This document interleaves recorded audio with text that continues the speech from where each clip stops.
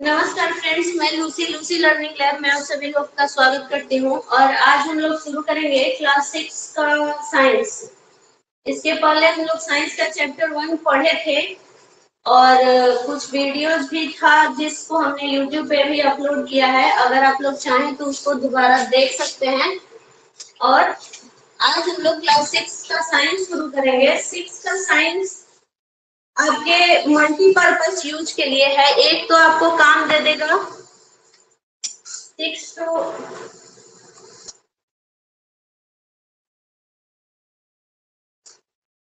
1 minute.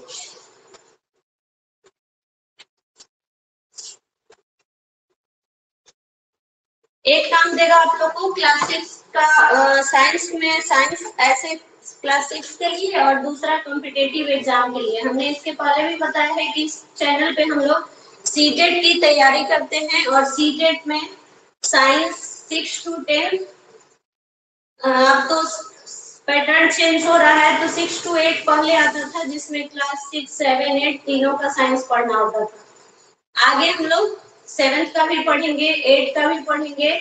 और अगर इस चैनल पे आप लोग नए हैं तो इस चैनल को लाइक शेयर सब्सक्राइब कर लीजिए। साथ में बेल आइकन को प्रेस कर लीजिए ताकि जब भी कोई हम नया वीडियो अपलोड करें तो आप लोग के पास नोटिफिकेशन जा सके। तो हम लोग आज शुरू कर देंगे क्लास 6 का साइंस। फर्स्ट चैप्टर में क्लास 6 के एनसीईआरटी के बुक से हम लोग शुरू करते हैं। तो फर्स्ट चैप्टर में हम लोग पढ़े थे भोजन कहाँ से आता है। इसको थोड़ा सा मैं शॉर्ट में आप लोग को एक्सप्लेन कर देती हूँ। इस चैप्टर में हम लोग क्या क्या पढ़े थे कि भोजन कैसे बनता है, कहाँ से आता है, कौन शाकाहारी कौन व्यक्ति होता है, कौन मांसाहारी होता है, कौन सर्वाहारी होता है। अगर आटा का ही एग्जाम्पल हम लोग ले ले कि आटा कैसे बनता है, तो जब तक गेहूं किसान नहीं उगाएंगे, उसका फसल तैयार नहीं होगा, गेहूं पिसाएगा नहीं, आटा तैयार नहीं होगा, आटा को हम लोग गूंथेंगे नहीं, तब तक रोटी नहीं बनेगी। तो उसी तरह से सारा प्रोसेस हम लोग 1 बाय 1 करके पढ़े थे। इसमें बहुत सारे ये भी थे कि कौन से जानवर मांसाहारी है, कौन से शाकाहारी है, कौन सर्वाहारी है। तो ये था चैप्टर 1। चैप्टर 2 भी हम डिस्कस किए थे कि भोजन के घटक क्या क्या होते हैं। लेकिन आज हम लोग फिर से इसको शुरू करेंगे कि भोजन के घटक क्या क्या है। चैप्टर 2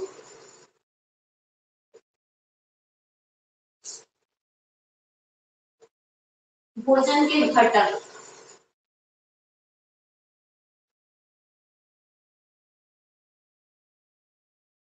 यानी कंपोनेंट। तो भोजन के घटक में क्या क्या होता है। आवाज क्लियर है? अगर क्लियर है तो आप चैट बॉक्स में लिख सकते हैं आप लोग कि आवाज सब कुछ ओके है, आवाज और पिक्चर क्लियर है, बोर्ड भी स्पष्ट नजर आ रहा है। तो भोजन के घटक क्या क्या होते हैं इसके बारे में हम लोग जानते हैं। तो घटक क्या, उसके कंपोनेंट क्या है, क्या कौन क्या क्या होता है। जैसे पिछले अध्याय में हम लोग क्या पढ़े थे कि खाद्य पदार्थ बनाई कैसे जाती है, हम लोग क्या क्या खाते हैं। भारत के विभिन्न भागों में खाए जाने वाले पदार्थ अलग अलग व्यंजन होते हैं। जैसे साउथ इंडिया में जाइएगा तो वहाँ इडली डोसा सांभर मिलेगा। बिहार का हम लोग का लिट्टी चोखा फेमस है। उसी तरह से अलग अलग जगह का, दूसरे देश में जाइएगा तो भिंडी, आप राजस्थान में चले जाइए तो दाल बाटी चूरमा। तो सब जगह का अलग अलग खाद्य पदार्थ होता है। इसमें दही मट्ठा अचार भी शामिल होता है। कुछ खाद्य पदार्थ के उदाहरण इसमें आप लोग को अलग अलग चैप्टर में छाटा गया है कि कौन किस क्षेत्र से है। एग्जाम्पल के लिए आप लोग की बुक में है जैसे पंजाब। पंजाब में अन्न का व्यंजन क्या होगा, मक्की की रोटी। दाल या मांस का व्यंजन तो दाल हो जाएगा राजमा, वहां का राजमा फेमस है। उसी तरह से सब्जी सरसों का साग हो जाएगा। अन्य व्यंजन में दही घी, उसको एक्स्ट्रा कंपोनेंट में ले सकते हैं हम लोग। तो विभिन्न पदार्थ के खाद्य पदार्थ जो भी हैं विभिन्न प्रकार के, वो अलग अलग राज्यों में अलग अलग जगह पे अलग अलग तरीके का होता है। कोई जरूरी नहीं कि जो चीज हम लोग बिहार में खाते हैं वही चीज आपको साउथ इंडिया में भी खाने को मिलेगा, वही चीज आपको गुजरात में मिलेगा, वही चीज आपको राजस्थान में मिलेगा, नहीं। सब जगह का भोजन के पदार्थ, खाद्य पदार्थ जो भी हैं वो अलग अलग तरह के होते हैं। अब हम जानते हैं कि प्रत्येक व्यंजन एक या एक से अधिक कच्ची सामग्री से मिलकर बनता है। ये तो हम लोग जानते हैं, जो हमको पादप या जंतु से मिलता है, या तो वो पादप से मिलेगा यानी पेड़ पौधों से मिलेगा, या जंतु से मिलेगा, जानवर से मिलेगा। तो पादप से क्या क्या मिलता है और जंतु से क्या क्या मिलता है। अब जैसे मान लीजिए पंजाब में फेमस क्या है, मक्के की रोटी। मक्के की रोटी और सरसों का साग। सरसों का साग। तो ये मक्के की रोटी क्या है, प्लांट से मिला है। जब तक हम लोग मक्का नहीं उगाएंगे, भुट्टा जिसको आजकल लोग बहुत फेमस होता है भुट्टा खाने के लिए, तो मक्का से, मक्का को तैयार बीज बोए तैयार किए, मान लीजिए ये मक्का का फसल हो गया। हमको तो उतना अच्छी ड्राइंग बनाने आता नहीं है, लेकिन आप लोग को बता रही हूँ। ये मान लीजिए ये भुट्टा हो गया, ये मक्के का फसल हो गया। और मक्का से, मक्का को तैयार किया गया, और जब भुट्टा तैयार हुआ, वो जब तैयार होगा कड़ा हो जाएगा, जब तक कच्चा रहता है, थोड़ा आध कच्चा, पूरा पका हुआ नहीं रहता, तब हम लोग उसको भुट्टा के रूप में खाते हैं। जब वो तैयार हो गया तो उसका भुट्टा से उसका दाना निकाल के और उसको हम लोग चक्की में जाके मशीन में उसको पिसवाते हैं, और पिसवाने के बाद आटा तैयार होता है। उस आटा से जो रोटी बनेगी वो मक्के की रोटी। तो ये कहाँ से आया, पादप से। ये पादप से हम लोग को मिला। और सरसों का साग भी जो है, ये भी पादप का ही कंपोनेंट है। ये भी कहाँ से मिलता है, पादप से ही मिलता है, यानी पेड़ पौधों से ही मिलता है। तो ये एग्जाम्पल के लिए हमने बताया कि जैसे पंजाब में जैसे लिट्टी चोखा, तो लिट्टी चोखा क्या, दोनों ही पादप है। कैसे, तो आपको लिट्टी चोखा के लिए क्या क्या सामग्री चाहिए, आटा चाहिए, सत्तू चाहिए, आलू चाहिए। तो आटा गेहूं से बनता है, वो भी पादप से आता है। सत्तू भी दाल से, चने की दाल से बनता है, वो भी पादप से आता है। और चोखा आलू वो भी पादप ही है।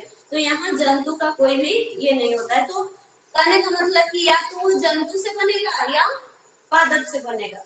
भोजन के जो भी घटक होंगे, दो या दो से अधिक पदार्थ से मिलके बनेंगे। अब जैसे दो पदार्थ है ना, यहाँ मक्का हुआ, यहाँ सरसों हुआ, सरसों के साग से बना। और इस सरसों से अगर सरसों तैयार हो गया तो उसको पीस के हम लोग क्या निकालते हैं, तेल निकालते हैं, जिससे हम लोग मस्टर्ड ऑयल यानी सब्जी भी करते हैं। साग तो उसके पत्ता को तैयार कर लिए, और जनरली भाषा में क्या, इसको मस्टर्ड ऑयल कहेंगे, मतलब जब हम लोग इसका तेल निकालते हैं। तो इतना तक तो क्लियर है। अब बात आती है, ये तो विभिन्न प्रकार के घटक हुए, कच्ची सामग्रियों के संघटक क्या है। तो इस कच्ची सामग्री, हमारे शरीर के अंदर कुछ आवश्यक घटक होते हैं, और ये इन घटकों को हम लोग क्या कहते हैं, पोषक कहते हैं, न्यूट्रिएंट्स। तो ये पोषक क्या क्या हो गए, विटामिन होगा, वसा होगा, खनिज होगा, मिनरल्स होगा, ये सब हमारे शरीर के अंदर मिलता है। और इसके अतिरिक्त भोजन में रुक्षांश यानी फाइबर्स भी होते हैं, और जल भी शामिल होता है, जो हमारे शरीर को आवश्यकता है। अब जैसे फाइबर्स वाला कोई, खाली हम लोग चिकनाई वाला चीज खाते रहे और फाइबर्स हमारे शरीर के अंदर नहीं जाए, तो हमको कॉन्स्टिपेशन का प्रॉब्लम हो जाता है, और बाद में बहुत दिक्कत होती है। तो जब तक हम लोग को फाइबर नहीं जाएगा हमारे शरीर के अंदर, वैसे तब तक हम लोग स्वस्थ नहीं रहेंगे। वैसे तो सारी विटामिन हम लोग के लिए जरूरी है, प्रोटीन भी जरूरी है, वसा भी जरूरी है, मिनरल्स भी जरूरी है, कार्बोहाइड्रेट्स भी एनर्जी के लिए जरूरी है। उसके अलावे हमारे शरीर में रुक्षांश और वाटर भी शामिल होता है, जो हमारे शरीर की आवश्यकताओं की पूर्ति करता है। क्या सभी पोषक तत्व हमारे शरीर के ये सभी खाद्य पदार्थ में उपलब्ध होते हैं? नहीं होते हैं। कुछ विधि से यह भी हम लोग जानते हैं कि कुछ खाद्य पदार्थ किसमें, कच्चे पदार्थ में होते हैं, और कुछ पके में होते हैं। अब जैसे सेव को जनरली लोग क्या कच्चा खाता है, तो सेव में जो पोषक तत्व होते हैं, अगर उसको हम लोग पका दिया जाए तो उसके पोषक तत्व, न्यूट्रिएंट्स नष्ट हो जाएंगे। तो कुछ कच्चे सामग्री में होता है और कुछ पके हुए भोजन में होता है। पके हुए भोजन में या कच्चे सामग्री में एक से अधिक पोषक तत्व तो उपलब्ध होते हैं। तो क्या क्या, कार्बोहाइड्रेट, प्रोटीन और वसा, ये तो तीन चीज होता ही होता है। इस पोषक तत्वों का परीक्षण भी किया गया है।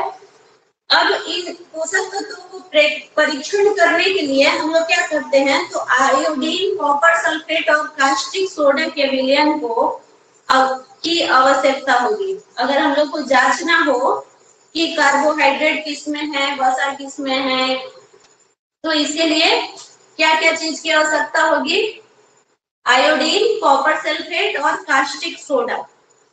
अब आयोडीन, इसको एक परख नली या ड्रॉपर की भी आवश्यकता होगी। जब हम लोग एक्सपेरिमेंट करेंगे तो हम लोग को परख नली और ड्रॉपर की भी आवश्यकता होगी। तो कैसे इसका प्रेक्षण करेंगे, इसको प्रेक्षण करने के लिए किसी भी खाद्य पदार्थ पर हम लोग प्रेक्षण कर सकते हैं। कोई जरूरी नहीं है कि कुछ विशेष खाद्य पदार्थ को, लेकिन सावधानी से करेंगे। किसी भी, हाँ एक चीज जरूर आप लोग ध्यान में रखिएगा कि जब भी किसी भी खाद्य पदार्थ का परीक्षण हम लोग करने चलते हैं तो उस रसायन को चखना नहीं चाहिए, उसको टेस्ट नहीं करना चाहिए। ये नहीं कि कास्टिक सोडा है और आयोडीन है और कॉपर सल्फेट है तो जरा टेस्ट करके देखें कि चखने के बाद कैसा लगता है। नहीं, ये गलती बिल्कुल आप लोग नहीं कीजिएगा, इसको, ये हमारे लिए हानिकारक हो सकता है। तो खाद्य पदार्थ को खाने या चखने की प्रयास कभी मत कीजिएगा आप लोग।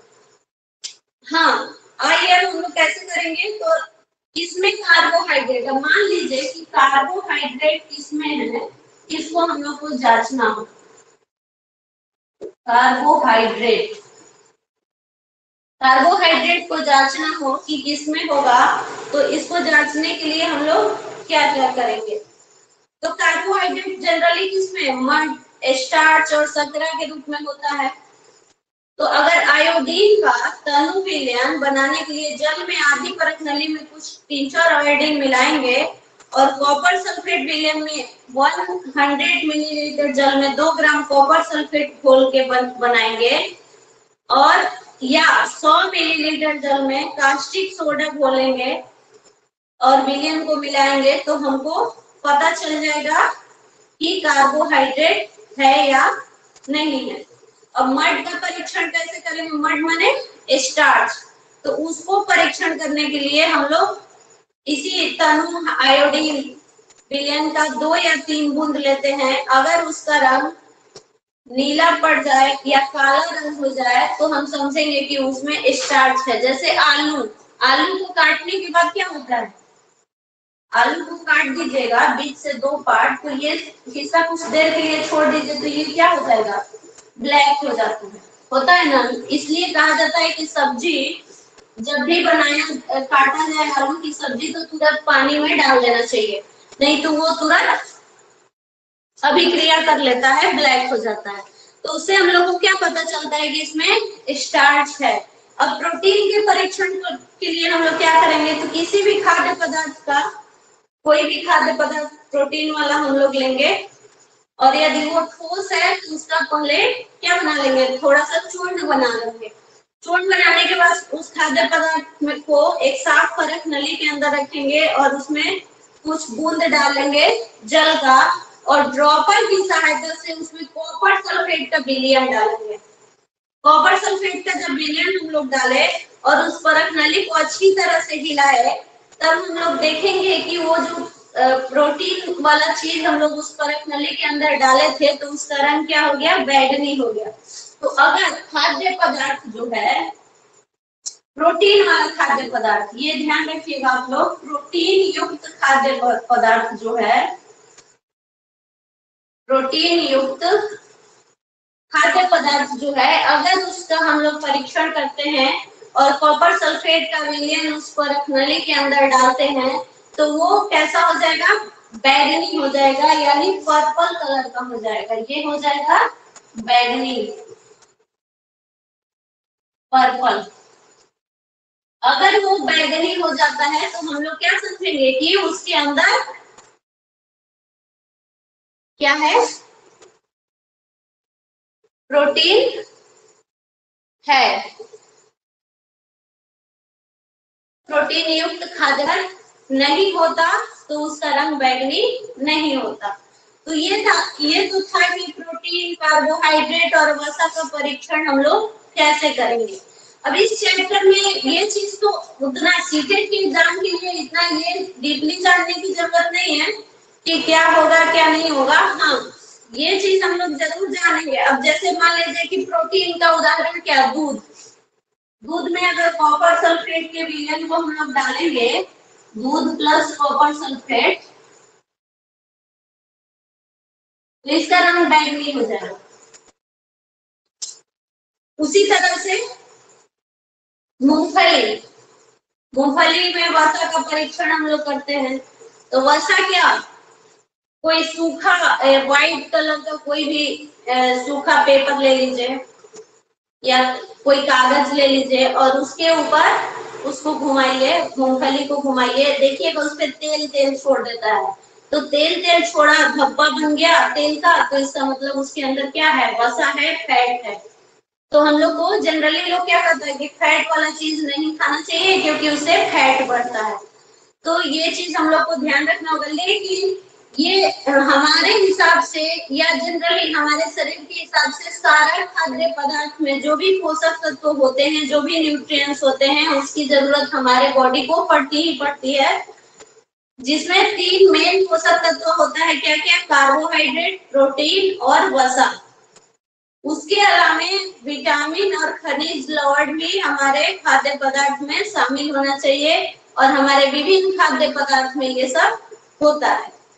अब विभिन्न पोषक हमारे शरीर के लिए क्या करते हैं, बात आती है कि ये जरूरी है। हम कहने के लिए कह दिए कि कार्बोहाइड्रेट, वसा और प्रोटीन जरूरी है।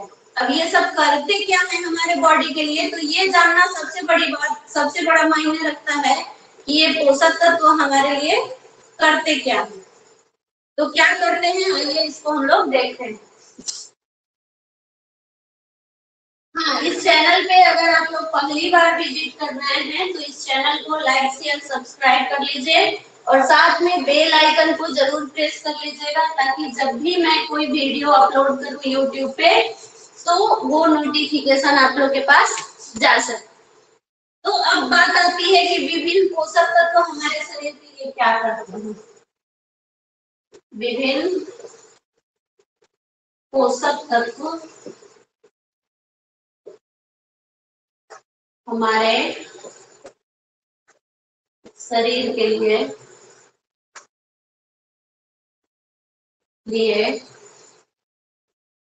क्या करते हैं।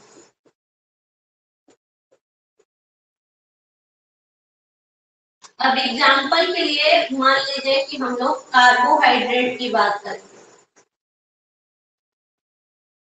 कार्बोहाइड्रेट, अंग्रेजी में कार्बोहाइड्रेट जैसे लिखा है। कार्बोहाइड्रेट की हम लोग बात करते हैं तो कार्बोहाइड्रेट मुख्य रूप से हमारे बॉडी को क्या करता है, ऊर्जा प्रदान करता है, यानी एनर्जी देता है। जब तक कार्बोहाइड्रेट हमारे बॉडी के अंदर नहीं होगा तब तक हम लोग कोई एनर्जी नहीं मिलेगा। वैसे वसा से भी एनर्जी मिलती है।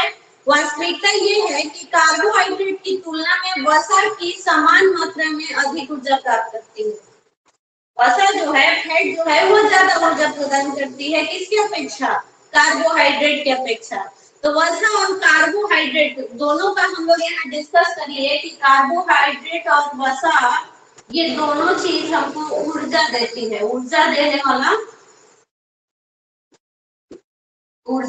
वाली ऊर्जा देने वाला भोजन।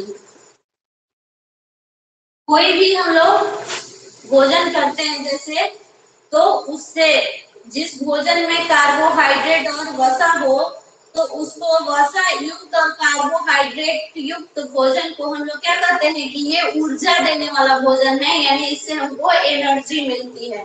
कभी कभी अगर हमारे शरीर के अंदर कार्बोहाइड्रेट की मात्रा कम हो जाए तो हमें एनर्जी की कमी हो जाती है। अब कार्बोहाइड्रेट में क्या क्या आता है, तो कार्बोहाइड्रेट के कुछ मुख्य स्रोत है, इसको आप लोग चाहें तो नोट कर सकते हैं।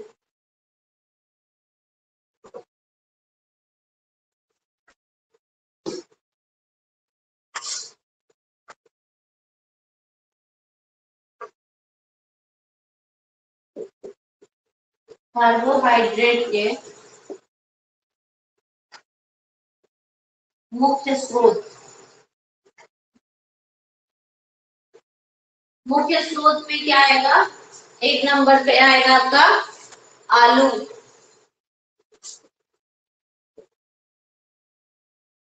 गन्ना, शकरकंद,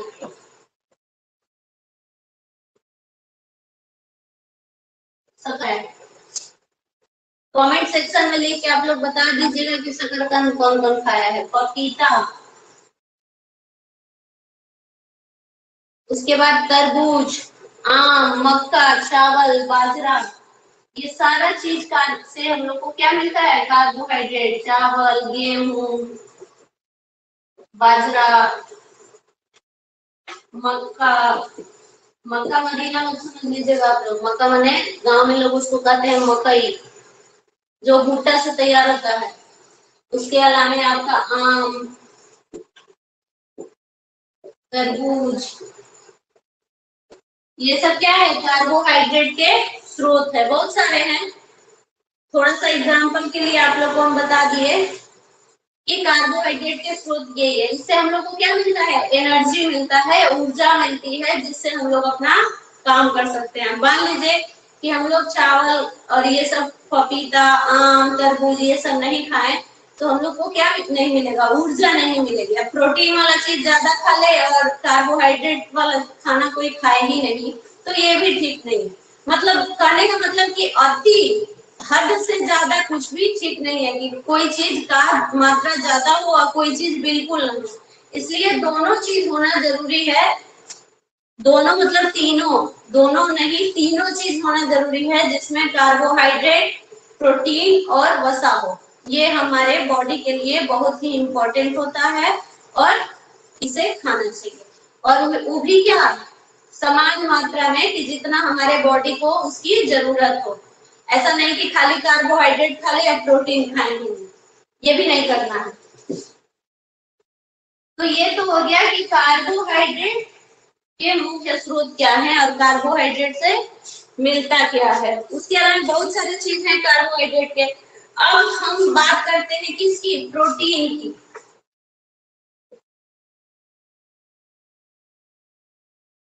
अब हम बात करेंगे प्रोटीन की। तो प्रोटीन से क्या क्या होता है? तो प्रोटीन जो है उससे हमारे शरीर की वृद्धि होती है और स्वस्थ रहने के लिए जरूरी होता है। हमारे शरीर में प्रोटीन युक्त जो भी भोजन होता है उसको शरीर वर्धक भोजन कहते हैं।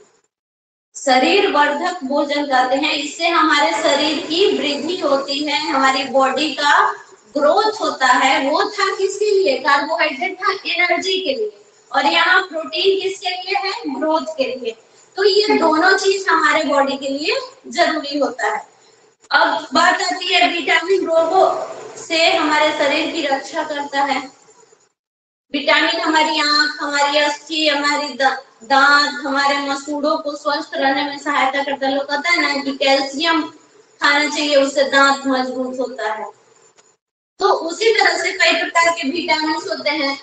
आप लोग विटामिन का नाम भी सुने होंगे, जिसमें ए, बी, सी, डी ये सब क्या है?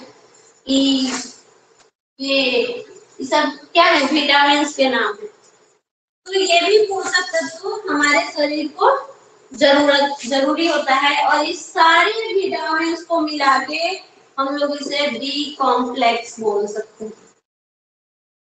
ये विटामिन बी कॉम्प्लेक्स हम लोग को जरूरत है। ये सारे समूह को मिला के एक साथ क्या बोलते हैं? Vitamin B complex. यानी विटामिन बी कॉम्प्लेक्स हमारे बॉडी को बहुत जरूरी होता है, और इससे हमारे जो हमारे शरीर के सभी प्रकार के विटामिन को अल्प मात्रा में आवश्यकता होती है। क्यों?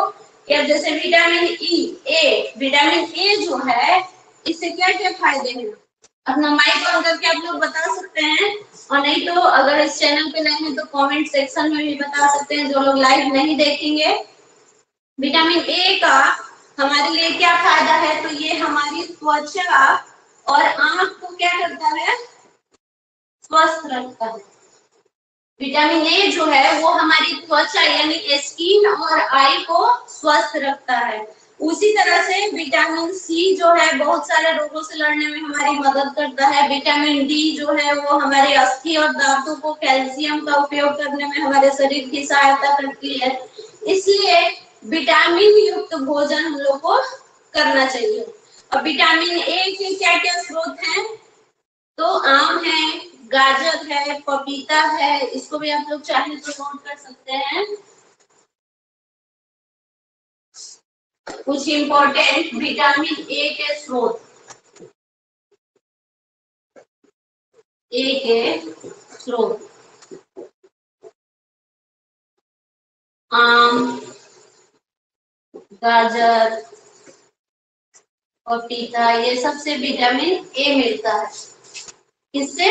आम, गाजर, पपीता। दूध से भी विटामिन ए मिलता है। उसके बाद विटामिन बी, तो गेहूं, ये हो गया बी।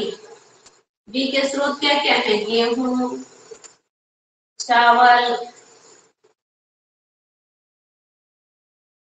और लीवर भी, यकृत। उसके अलावा विटामिन सी के स्रोत तो सबको पता है। पूरे कोविड टाइम में सारे लोग विटामिन सी का, पूरे लॉकडाउन में सारे लोग विटामिन सी का यूज कर रहे थे। किससे बचने के लिए? कोरोना से बचने के लिए नहीं, कोरोना से तो बचना ही था, अपना इम्यून सिस्टम बढ़ाने के लिए। तो विटामिन सी हमारे शरीर के लिए बहुत जरूरी होता है। उसमें क्या क्या आता है? संतरा आ जाएगा आपका, टमाटर आ जाएगा, उसके बाद क्या क्या आएगा? नींबू आएगा, अमरूद आएगा, हरी मिर्च आएगा, नींबू, अमरूद, मिर्च, ये सब किसके स्रोत हैं? विटामिन सी के स्रोत हैं। ठीक है, ये सब विटामिन सी के स्रोत हैं। और विटामिन डी के स्रोत में क्या क्या आ जाएंगे? अंडे और मछली।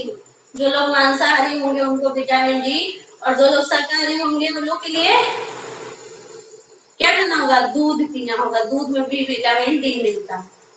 और लोग कहता है ना कि धूप में बैठने से विटामिन डी मिलता है, तो लोगों के लिए धूप या विटामिन डी की कमी से भी बहुत सारे प्रॉब्लम होता है। जैसे आपको रात में लोग कहता है ना कि नस खींच जाता है, तो वो नस खींचता है किसकी वजह से? विटामिन डी की प्रॉब्लम से। तो कभी कभी आप लोग को विटामिन डी की गोलियां भी डॉक्टर देते हैं। वैसे आपको जब विटामिन डी की जरूरत हो तो दूध भी ले सकते हैं।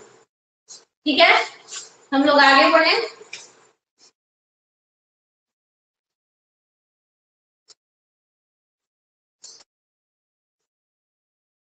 ये था कि विटामिन से क्या क्या फायदे होते हैं हमारे शरीर में। सूर्य की प्रकाश की उपस्थिति से विटामिन डी बनता है, ये सबको पता है। इसके पहले भी हम लोग बताए। इन दिनों कोई भी सूर्य के प्रकाश में नहीं रह पाता है। क्यों क्यों नहीं रह पाता है? लोग कहते हैं कि हम लोग धूप में जाएंगे तो काले हो जाएंगे, धूप में हम लोग को स्किन एलर्जी है, हम लोग को धूप लगेगा। नहीं, धूप से नहीं बचना चाहिए। कुछ लोग तो काम में व्यस्त रहते हैं जिसकी वजह से वो लोग धूप में नहीं बैठ सकते हैं, लेकिन जिनको सुविधा हो वो सूर्य के प्रकाश में जरूर एक बार 10 मिनट के लिए ही सही आप लोग को जाना चाहिए और विटामिन डी लेना चाहिए। आजकल तो सारा घर जो बन रहा है वो इतना न कंजस्टेड बन रहा है जिसमें आपको सूर्य के प्रकाश का कहीं भी जाने का रास्ता नहीं है। पहले जमाने का जो भी घर आप लोग देखिएगा, चाहे गांव में, आंगन में डायरेक्ट धूप आती थी। अब वो चीज नहीं रह गया है। तो उसके लिए हम लोग को जरूरत है कि हम लोग अपने को कैसे रखते हैं, अपने बॉडी को कैसे रखते हैं और अपने को स्वस्थ कैसे रखते हैं। तो इसके लिए हम लोग को अपने सोचना होगा कि हमारे शरीर को क्या क्या चीज की आवश्यकता है। तो ये सब चीज का क्या? चावल जो है वो कार्बोहाइड्रेट समृद्ध भोजन माना जाता है। ये चीज आप लोग याद रखिएगा कि चावल में एक एक सीटेट के एग्जाम में कभी इतना डिफिकल्ट नहीं है सीटेट क्लियर करना। उसमें सिर्फ मेन पॉइंट को पकड़ना होता है। एग्जामिनर जो भी सेट करेगा वो आपका कॉन्सेप्ट देखता है कि आपका कॉन्सेप्ट कहाँ तक क्लियर है। अगर आपका कॉन्सेप्ट क्लियर है तो कोई दिक्कत नहीं है, आप आसानी से सीटेट या कोई भी टेट एग्जाम जिसमें साइंस से रिलेटेड क्वेश्चन आता है क्लियर कर सकते हैं। अब तो ऑनलाइन एग्जाम शुरू हो गया है, हुआ नहीं है, मतलब नोटिफिकेशन आ गया है कि अब ऑनलाइन एग्जाम होगा सीटेट का। तो जो भी ऑनलाइन सीटेट एग्जाम देने वाले हैं उन लोग को थोड़ा सा ऑनलाइन की प्रैक्टिस करनी होगी। वैसे आजकल के युग में तो डिजिटल का जमाना हो गया है, सब लोग इंटरनेट, सब लोग कंप्यूटर, लैपटॉप सब यूज कर रहे हैं, लेकिन उसमें एग्जाम देते समय ये टाइम टेकिंग का ध्यान रखना होगा कि कितना टाइम में हम कितना क्वेश्चन सॉल्व कर सकते हैं। आने वाले सेशन में हम लोग इस पर क्वेश्चन भी डिस्कस करेंगे और उसको एमसीक्यू भी करेंगे, प्रीवियस ईयर का क्वेश्चन पेपर भी करेंगे। जहां तक संभव होगा मैंने कल भी क्लास में बोला था कि जो भी मुझे पता है, जितना भी मेरे पास नॉलेज है, ये मैं आप लोगों के साथ शेयर करना चाहती हूँ, बांटना चाहती हूँ। मैं कोई प्रोफेशनल टीचर नहीं हूँ। तो जो इस चैनल पे जो भी नए हैं, इसीलिए मैंने इस चैनल का नाम लूसी लर्निंग लैब रखा कि हम लोग सिर्फ सीख रहे हैं, ना कि एक दूसरे को सिखा रहे हैं। हम भी सीख रहे हैं, आप भी सीख रहे हैं। तो अगर इस चैनल पे आप लोग नए हैं तो इस चैनल को लाइक शेयर सब्सक्राइब कर लीजिए, ताकि जब भी कोई मैं नया वीडियो अपलोड करूं आप लोगों के पास उसका नोटिफिकेशन जा सके। चलिए अब हम लोग आगे बढ़ते हैं। ये चीज समझ गए हम लोग।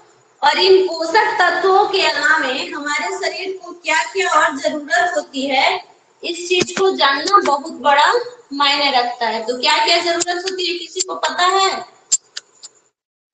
जैसे आपको हमारे शरीर को आहारी रेशों की और जल की आवश्यकता होती है। जब शुरू में भी हमने बताया था कि जब तक हमारे बॉडी के अंदर फाइबर युक्त भोजन नहीं जाएगा तब तक हम लोग को समस्या होगी, कॉन्स्टिपेशन हो सकता है, उससे बहुत सारा प्रॉब्लम होगा। तो उसके स्रोत क्या क्या है? दाल है, आलू है, कोई भी साबुत ताजे फल हो, सब्जियां हो, जो भी फाइबर युक्त सब्जी है वो जाना चाहिए। क्योंकि रुक्षांश जो है वो बिना पचे भोजन को बाहर निकालने में हमारे शरीर की सहायता करता है। जो भी भोजन है, जो भी हम लोग ग्रहण किए हैं, खाए हैं, वो अगर हमारे शरीर के अंदर नहीं पचा तो वो अंदर क्या हो जाएगा? कॉन्स्टिपेशन का प्रॉब्लम हो जाएगा, जिससे आपको बहुत सारी समस्या होगी। पेट में दर्द होगा, गैस होगा, बदहजमी हो जाएगी, तो कभी कभी होगा, कभी आपको कॉन्स्टिपेशन, कब्ज हो जाएगा। तो उसके उसके लिए रेशेदार भोजन करना चाहिए, फाइबर युक्त भोजन करना चाहिए, ताकि ये सारा चीज प्रॉब्लम ना हो। तो ये मेन पॉइंट है, इसको नोट डाउन कर सकते हैं, या आप लोग के पास अगर बुक है तो उसमें अंडरलाइन कर सकते हैं कि रुक्षांश बिना पचे हुए भोजन को हमारे शरीर से बाहर निकालने में मदद करता है। यानी जो हमारे शरीर के अंदर नहीं पचा उसको वो बाहर निकाल देता है, ताकि हमारे बॉडी को कोई हानि नहीं हो सके। ये तो था कि हम लोग को क्या क्या हमारे बॉडी के अंदर जरूरत है और कैसे होता है। तो हमारे आहार में करने का मतलब इस सब्जेक्ट में, इस चैप्टर का यही मोटो है कि हमारे भोजन में, हमारे आहार में जो भी खाद्य पदार्थ हैं वो पर्याप्त मात्रा में होना चाहिए, जितने हमारे बॉडी को जरूरत है। और उसके अलावा उसमें रुक्षांश यानी रेशेदार फाइबर और जल का भी होना बहुत जरूरी है। ये सारे चीज जब एक साथ हम ग्रहण करेंगे तब वो हमारा संतुलित आहार कहलाएगा, जिसको बैलेंस्ड डाइट कहते हैं। जब लोग कहते हैं ना कि डाइटिशियन ने बोला है कि हमको बैलेंस डाइट लेना है, तो बैलेंस डाइट का मतलब ऐसा थोड़ी है कि तौल के लेना है, नहीं। ऐसा भी नहीं है कि कोई चीज बाजार से लेके इकट्ठा करना है, या कोई ज्यादा खा लेना है, कोई 2 किलो खाना है, कोई 4 किलो, ऐसा कुछ भी नहीं। जो भी हम लोग नॉर्मल खाना खा रहे हैं उसके अंदर, उसमें कार्बोहाइड्रेट है कि नहीं, प्रोटीन है कि नहीं, मिनरल्स है कि नहीं, आपको विटामिन है कि नहीं, और उसके अलावा फाइबर और जल शामिल है कि नहीं। ये सारा चीज जब एक साथ होगा तो वो हमारा बैलेंस डाइट कहलाएगा। तो यहाँ तक क्लियर है? अगर कोई क्लियर नहीं होगा तो कमेंट सेक्शन में आप लोग लिख के बता दीजिएगा। जहां भी कोई प्रॉब्लम हो फिर मैं उसको रिपीट कर दूंगी।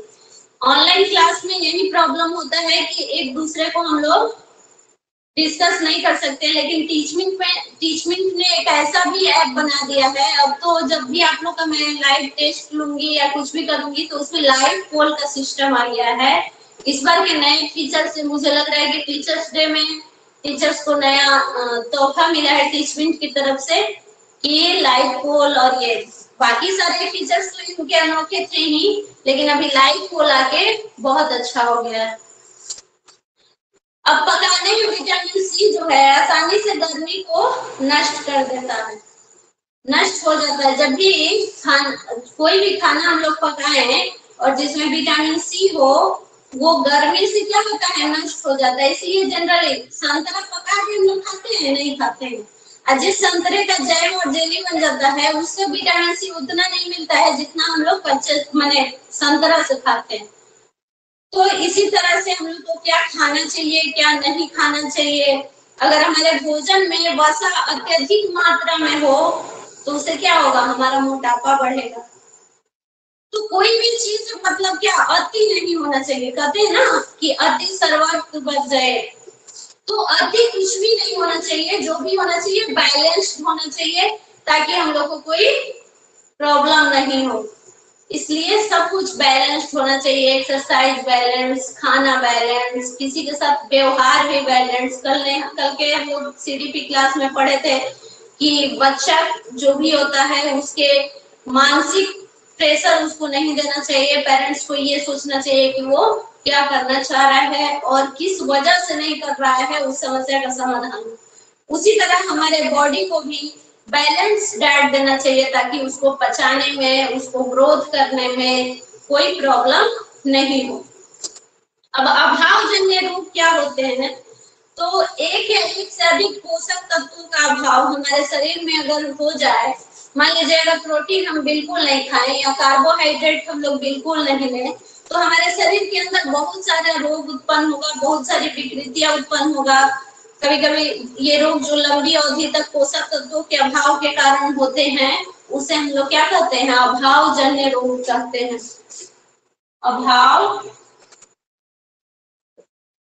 जन्य रोग कहते हैं। जब भी हमारे शरीर के अंदर पोषक तत्वों की कमी होगी तो उसको हम लोग अभावजन्य रोग कहेंगे, यानी हमको पोषक तत्वों के अभाव में वो रोग हो गया। यदि कोई व्यक्ति अपने भोजन में पर्याप्त प्रोटीन नहीं ले रहा है तो उसे कुछ रोग हो सकते हैं। क्या क्या, तो उसका वृद्धि अवरुद्ध हो जाएगा, वृद्धि रुक जाएगी, ग्रोथ रुक जाएगा, चेहरे पे सूजन आ जाएगा, बालों के रंग उड़ने लगेंगे, त्वचा की बीमारियां हो जाएगा, पेचिश हो जाएगा।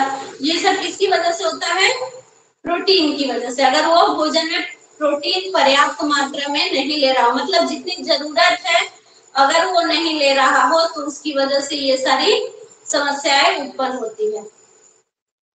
अब यदि प्रोटीन और कार्बोहाइड्रेट दोनों ही किसी व्यक्ति के आहार से एक लंबे समय तक अनुपस्थित रहा, एग्जाम्पल के लिए मान लीजिए कि किसी व्यक्ति के भोजन से प्रोटीन और कार्बोहाइड्रेट बिल्कुल नहीं है, एकदम नाम मात्र का भी नहीं है, तो उसका हाल क्या होगा, तो उसकी वृद्धि पूरी तरह से अवरुद्ध हो जाएगी और ऐसा व्यक्ति एकदम दुबला पतला हो जाएगा। वह इतना दुबला हो जाएगा, इतना दुबला हो जाएगा कि उसको चलने में समस्या होगी, वो असमर्थ हो जाएगा। जब वृद्धि ही नहीं होगी, प्रोटीन नहीं मिलेगा तो वृद्धि नहीं होगी, और कार्बोहाइड्रेट नहीं मिलेगा तो उसको एनर्जी नहीं मिलेगी। तो जब एनर्जी नहीं मिलेगा तो वो ना चलेगा, ना फिरेगा, ना कुछ करेगा। तो इससे ये सारी समस्याएं होती हैं। इसलिए जरूरी है कि वसा हो या ना हो, नाम मात्र का हो, कम हो, लेकिन प्रोटीन और कार्बोहाइड्रेट तो हम लोग को लेना ही लेना है, और वो भी क्या, पर्याप्त मात्रा में लेना है। और ये सब अभावजन्य रोगों का अभी हमने डिस्कस किया ना कि कोई पोषक तत्व तो हमारे खाद्य पदार्थ के अंदर मौजूद नहीं रहा तो वो उससे होने वाले रोग अभावजन्य रोग कहलाते हैं। तो ये सारे अभावजन्य रोग जो है, इसको नहीं हो, इसके लिए हम लोग को इस रोगों की रोकथाम के लिए क्या करना होगा, संतुलित आहार लेना होगा ताकि हम लोग को ये समस्या नहीं हो। ये था आज का हम लोग का चैप्टर। ये चैप्टर हम लोग ने कंप्लीट किया। इसमें कुछ विटामिन और खनिज लवण के अभाव के कारण कुछ होने वाले रोग हैं, ये बहुत इंपॉर्टेंट है। सीटेट में अगर आप चाहें तो इसको अगर बुक हो तो इसको नोट्स बना लीजिए, नहीं तो मैं पीडीएफ फाइल दूंगी। ये कहीं ना कहीं घुमा फिरा के क्वेश्चन आ ही जाता है। विटामिन ए जो है उससे अभावजन्य रोग, उससे कौन से विकार होंगे, तो क्षीणता, दृष्टिहीनता होगी। उसके लक्षण क्या होगा, कमजोर दृष्टि होगी, आपको अंधेरे रात में दिखाई नहीं देगा, जिसको लोग रातौंधी कहते हैं। कभी कभी पूरी तरह से दिखाई देना बंद हो जाएगा, तो ये विटामिन ए की कमी से होती है। विटामिन बी1 की कमी से क्या होता है, बेरी बेरी दुर्बल पेशियां हो जाएंगी, काम करने की ऊर्जा में कमी हो जाएगी। तो इसके लिए हम लोग को क्या, कार्बोहाइड्रेट युक्त भोजन करना चाहिए। सॉरी। उसी तरह विटामिन सी की कमी से स्कर्वी होगी। स्कर्वी यानी मसूड़ों से खून निकलने लगेगा। किसी किसी को आप लोग देखते होंगे कि वो ब्रश जब करेगा तो उसके मसूड़ा से खून निकलता है, तो लोग कहते हैं क्या कि इनका पायरिया, तो पायरिया नहीं, वो क्या है, स्कर्वी हो रहा है, यानी विटामिन सी की कमी है।